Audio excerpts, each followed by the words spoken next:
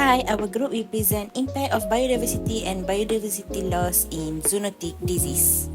So we go to the problem statement. Zoonotic disease are infections that spread between animals and humans, causing major health outbreaks like COVID-19, Ebola, and SARS. One ongoing debate in disease ecology is whether biodiversity increase or reduce the risk of this disease. Some earlier studies suggest that areas with high biodiversity may be hotspots for disease spillover. However, this study questioned that idea and aims to explore how human-driven biodiversity loss affect the risk of zoonotic disease.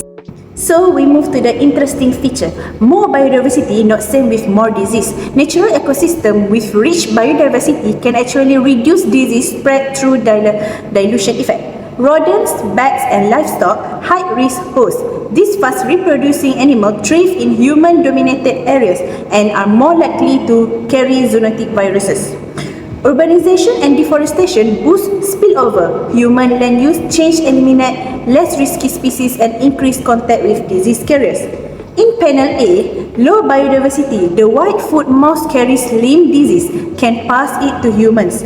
Although the deer doesn't spread the disease, it doesn't stop the mouse to human transmission. In panel B, high biodiversity, more animals like deer and chipmunks are present. These non-reservoir hosts reduce the number of infected mice and interrupt the transmission path, so the human doesn't get infected.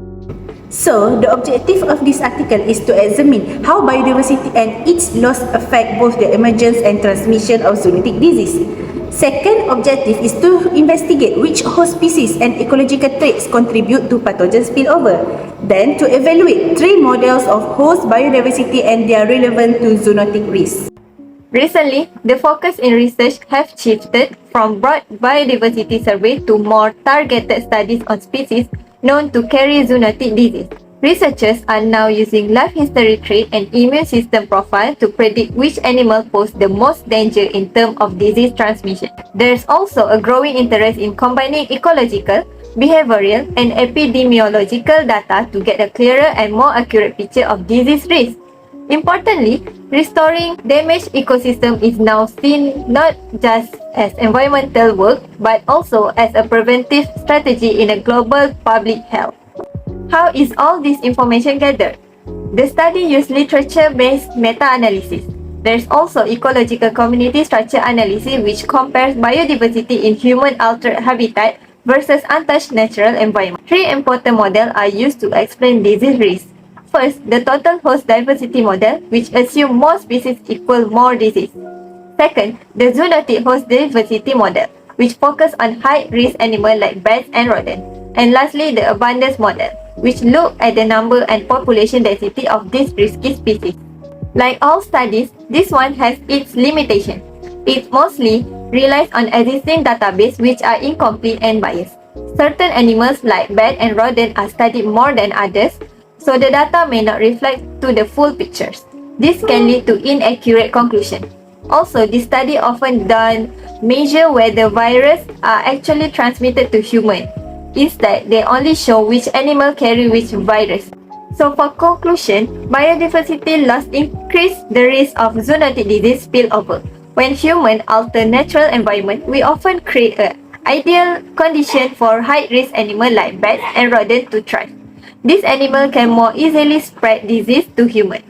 By protecting biodiversity and restoring ecosystem, we can reduce the dominance of these risky species.